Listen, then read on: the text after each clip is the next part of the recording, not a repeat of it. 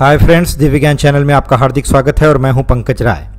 आज की वीडियो में स्पेशली सीटेट का एग्ज़ाम देने वाले और विभिन्न राज्यों के टेट एग्ज़ाम देने वाले, यूपी ट्रिपल एससी का एग्ज़ाम देने वाले विद्यार्थियों के लिए बाल विकास एवं शिक्षण शास्त्र का यह अभ्यास प्रश्न पत्र नंबर 7 लेकर के उपस्थित हुआ हूं।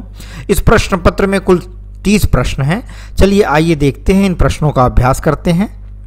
पहला प्रश्न है, शिक्षा मनुष्य की जन्मजात शक्तियों का स्वाभाविक, समरस व प्रगतिशील विकास है। यह कथन है।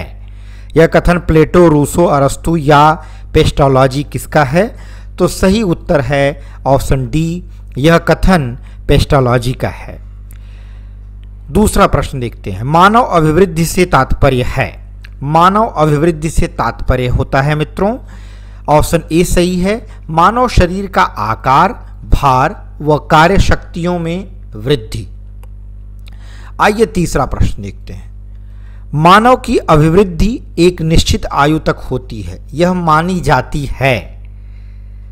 यह मानी जाती है कितने वर्षों तक? 10 वर्ष तक, 18 वर्ष तक, 40 वर्ष तक या 60 वर्ष तक? तो इसका सही उत्तर है 18 वर्ष तक। चौथा प्रश्न देखते हैं, अभिवृद्धि से तात्पर्य कोशिकाओं से होने वाली वृद्धि से है। यह कथन है। यह कथन हरलॉक का है, फ्रैंक का है, फ्रायड का है या स्किनर का है?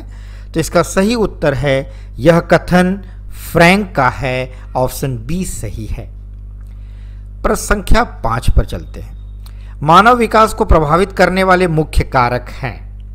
वंशानुक्रम, पर्यावरण, वंशानुक्रम व पर्यावरण या इनमें से कोई नहीं।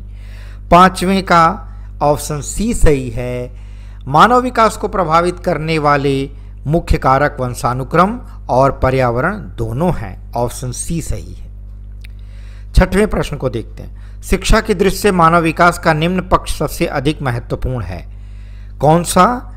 तो सही उत्तर है इसका ऑप्शन बी, मानसिक। 7वें प्रश्न पर आते हैं, रॉस ने मानव विकास को बांटा है 2 भागों में, 4 में या 6 में या 10 में? सही उत्तर है, रॉस ने मानव विकास को 4 भागों में बांटा है। 8वां प्रश्न है, रॉस के अनुसार शैशवावस्था मानी जाती है 1 से 3 वर्ष या 1 से 5 वर्ष या 1 से 4 वर्ष अथवा 1 से 6 वर्ष? 8वें का सही उत्तर है ऑप्शन ए, 1 से 3 वर्ष तक। 9वां प्रश्न देखते हैं, अधिकांश विद्वानों के अनुसार बाल्यावस्था की अवधि है। इसमें सही ऑप्शन कौन सा है? आप भी एक बार तर्क करिए, विचार करिए। सही उत्तर है ऑप्शन बी, 6 से 12 वर्ष। 10वां प्रश्न है, शिक्षा की दृष्टि से मानव विकास की कौन सी अवस्थाएं महत्वपूर्ण हैं? शैशवावस्था, बाल्यावस्था या किशोरावस्था? ऑप्शन ए में दिया गया है। बी में है बाल्यावस्था, किशोरावस्था या वयस्कावस्था? ऑप्शन सी है सिर्फ किशोरावस्था। डी है इनमें से कोई नहीं। 10वें का सही उत्तर है ऑप्शन ए, शैशवावस्था, बाल्यावस्था और किशोरावस्था शिक्षा की दृष्टि से मानव विकास की ये महत्वपूर्ण अवस्थाएं हैं। 11वां प्रश्न है, प्रत्येक जाति, चाहे वह पशु जाति हो या मानव जाति, अपनी जाति के अनुरूप विकास के प्रतिमान का अनुसरण करेगा। यह कथन किस सिद्धांत की ओर संकेत करता है? विकास क्रम का सिद्धांत या विकास दिशा का सिद्धांत?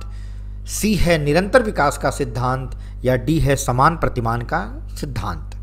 तो इसका सही उत्तर है मित्रों, समान प्रतिमान का सिद्धांत, ऑप्शन डी सही है। 12वां प्रश्न है, जन्म से मृत्यु तक चलने वाली प्रक्रिया है। कौन सी? वृद्धि, विकास, परिपक्वता या बुद्धि विकास? तो इसका सही उत्तर है विकास, ऑप्शन बी सही है। 13वां प्रश्न है, 20वीं शताब्दी को बालक की शताब्दी किसने कहा है? वॉटसन ने, एलिजाबेथ ने, क्रो एंड क्रो ने या एना फ्रायड ने? सही उत्तर है 13वां का option C, Crow and Crow ने। 14वां प्रश्न है, यह अवस्था मानव जीवन की नींव कही जाती है। कौन सी अवस्था? शैशवावस्था, बाल्यावस्था, किशोरावस्था या भ्रूणावस्था? तो 14वें का ऑप्शन ए सही है, शैशवावस्था मानव जीवन की नींव कही जाती है। 15वां प्रश्न है, शैशवावस्था की मुख्य विशेषताएं हैं शारीरिक विकास में तीव्रता या दूसरों पर निर्भरता या अनुकरण द्वारा सीखने की प्रवृत्ति या उपर्युक्त सभी। तो 15वें का ऑप्शन डी सही है, उपरोक्त सभी विशेषताएं शैशवावस्था की प्रमुख विशेषताएं हैं। अब हम चलते हैं 16वें प्रश्न पर। शैशवावस्था को सीखने का आदर्श काल कहा है? किसने? फ्रैंक ने, वैलेंटाइन ने, फ्रायड ने या हरलॉक ने? सही उत्तर है 16वें का ऑप्शन बी, वैलेंटाइन ने। 17वां प्रश्न है, शिशु में जन्म के समय पाया जाने वाला संवेग है भय, क्रोध, प्रेम या उत्तेजना? सही उत्तर है उत्तेजना, ऑप्शन डी सही है। 18वां प्रश्न आपके सामने, इस अवस्था के प्रथम 6 वर्षों में बालक बाद के 12 वर्षों से अधिक सीख लेता है। कौन सी भाई वो अवस्था है? शैशवावस्था है या बाल्यावस्था है, किशोरावस्था है या इनमें से कोई नहीं? तो सही उत्तर है शैशवावस्था। यह ऐसी अवस्था है जिसमें बालक प्रथम 6 वर्षों में बाद के 12 वर्षों से अधिक सीख लेता है। चलिए अब हम चलते हैं 19वें प्रश्न पर। शैशवावस्था में शिशु को निम्न प्रकार की शिक्षा दी जानी चाहिए। कैसी शिक्षा? आत्म प्रदर्शन के अवसर दें, चित्रों व कहानियों द्वारा शिक्षा दें, विभिन्न अंगों की शिक्षा दें, उपरोक्त सभी। तो सही उत्तर है उपरोक्त सभी यानी ऑप्शन डी सही है। 20वां प्रश्न है, कॉल व ब्रूस ने बाल्यावस्था को माना है। तो मित्रों इसका सही उत्तर है अनोखा काल, ऑप्शन बी सही है। 21वां प्रश्न है, बाल्यावस्था को मिथ्या परिपक्वता काल कहा है। किसने कहा है? तो इसका सही उत्तर है रॉस ने, ऑप्शन ए सही है। 22वां प्रश्न है, बाल्यावस्था में पाई जाने वाली प्रवृत्तियां हैं निरुद्देश्य भ्रमण की प्रवृत्ति, जिज्ञासा की प्रबलता, रचनात्मक कार्यों में आनंद लेना या उपरोक्त सभी। तो 22वें का सही उत्तर है उपरोक्त सभी। 23वां प्रश्न है, इस अवस्था को समूह अवस्था या चुस्ती की अवस्था भी कहते हैं। शैशवावस्था को, बाल्यावस्था को, प्रौढ़ावस्था को या किशोरावस्था को? आप भी जरा दिमाग लगाइए, इन चारों में से किस अवस्था को चुस्ती की अवस्था भी कहते हैं? तो मित्रों 23वें का सही उत्तर है बाल्यावस्था को। 24वां प्रश्न है, किशोरावस्था पर सबसे अधिक कार्य करने वाले मनोवैज्ञानिक हैं। सही उत्तर है स्टेनले हॉल। स्टेनले हॉल वो मनोवैज्ञानिक हैं जिन्होंने किशोरावस्था पर सबसे ज़्यादा कार्य किया है। 25वां प्रश्न है, स्टेनले हॉल ने इस अवस्था के बड़े संघर्ष, तनाव व तूफान की अवस्था कहा है। किस अवस्था को? गर्भावस्था को, शैशवावस्था को, बाल्यावस्था को या किशोरावस्था को?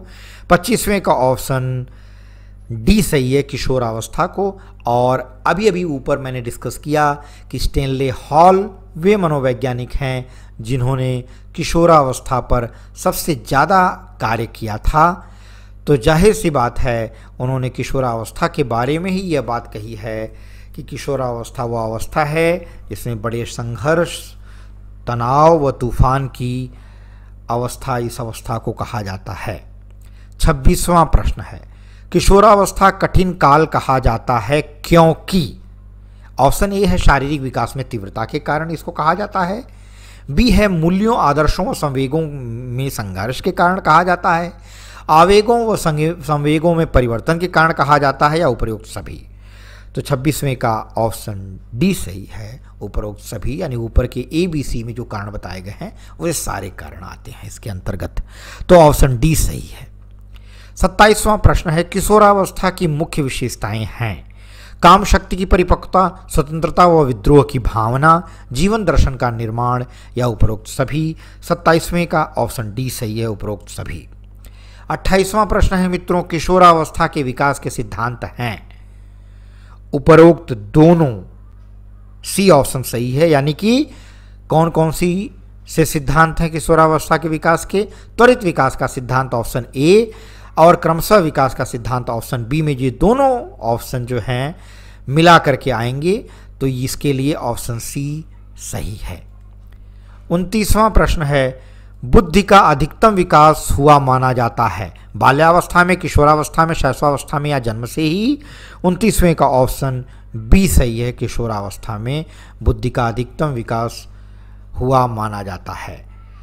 30वां प्रश्न है, पितृविरोधी व मातृविरोधी ग्रंथियां विकसित होती हैं?